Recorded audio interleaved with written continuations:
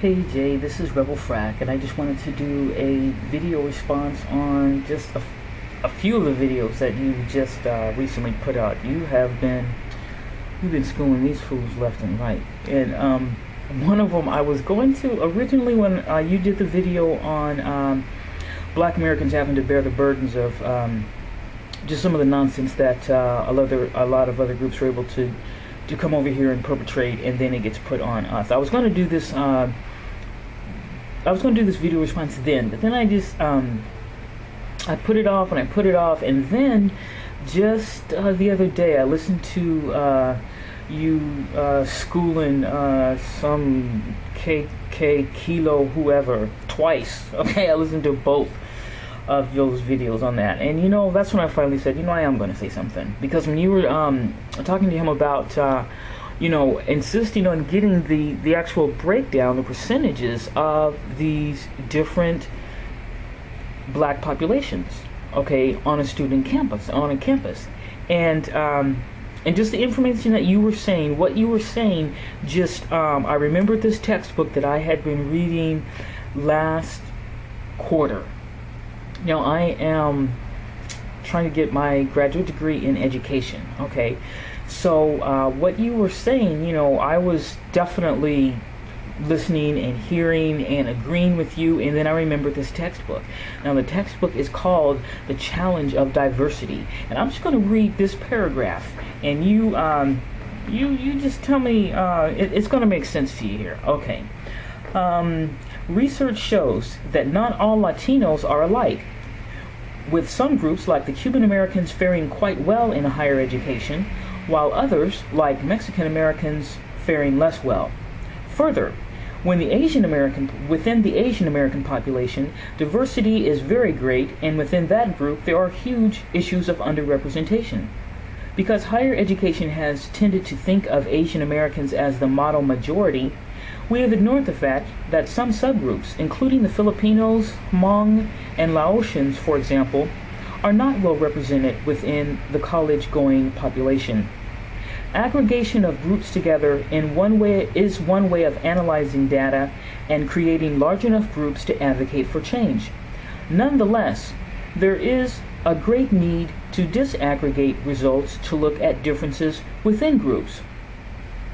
While group size often determines the level of analysis, it has also become urgent to look at American Indian students, faculty, and experiences more closely. Paradoxically, the smaller size of this highly underrepresented group often results in being omitted in research studies on access and success. Now, Jay, did it? I'm pretty sure it didn't skip you, or that there was, or rather, I'm sure you didn't miss it. Okay, that there was one group that was not mentioned in terms of acknowledging differences within the black student population on college and university campuses. That would be the black population. Yep. No acknowledgement that there are different subgroups within the black student populations on college campuses and university campuses. And you and I know that that makes no sense, okay? And this book, okay, it was written in 1989. That's the first edition. Now, for a later edition, the author includes a monogram. And in the monogram, she critiques the original preface to the 1989 edition and updated statistics and everything. And even in the monogram, no acknowledgement of the variety of subgroups within the black student population. And you got to ask yourself, why is that? Who does that benefit to do that? Why? Okay? And because you and I know that by now, to 2011, we know that there are international students coming over here from various parts of Africa who their families are in the government, they are in the middle and upper class, who are connected through international banking and finance, just international economics, and they're hooked in with the beast, okay? And so we know that the United States tries to cultivate amiable relationships with them, and where it is played out, you can see it in terms of education, in terms of immigration policies with those specific countries, okay, as opposed to immigration policies with, let's say, Jamaica, okay? And that's just one example. But you and I know that there are Nigerian students on these campuses. There are Kenyan, there are Liberian students on university and college campuses, from, depending on where you're at, Sri Lanka, Cape Verde, the Caribbean. You got Afro-Brits, you got Afro-Canadians, and their experiences are a lot different, and they are the ones that have a greater chance, are guaranteed that they will be accepted into Harvard Medical School. They will be accepted into MIT. They will be accepted into Cal Poly, okay, and graduate with degrees in engineering and technology and in biology, and just getting medical degrees, okay? But then you have the experience, say, of the Haitian immigrant or the Jamaican immigrant or the from St. Kitts coming over here maybe with no money, or coming over here illegally and having to work and eventually gain citizenship and maybe enrolling and getting a college education. It's a completely different experience. And you've got then the Black American and our experiences. So I just listed at least 4 or 5 different ethnic groups within the Black student population. No acknowledgement from this author whatsoever. And so you got to ask yourself, who does that benefit? Okay, who does that benefit? Well, how about let's look at just one of the points on the conservative agenda that does not advocate public funding for students, for Black students in particular. So if you can lump all of those successful international students, okay, under the category of Black, well, when you go to those governing bodies that are going to, you know, implement policy changes, well, you can say to them, look, things are going fine for the education of Black Americans. Look at the number of them that just graduated from MIT or from Harvard Medical School or from Harvard Law School. They're doing just fine. There is no need to continue funding these programs. There are other areas where this money can be put to better use. Well, but if you break down those statistics and you separate out who graduated from Harvard Law School, which ones were Black Americans and which ones were international students from Liberia, from Kenya, from Eritrea, okay? Well, then it's different, but they don't do that, okay? But again, I just wanted to say that, just to acknowledge again that Jay, you're right on the money with what you're saying, and I don't know that this guy wouldn't know this, okay?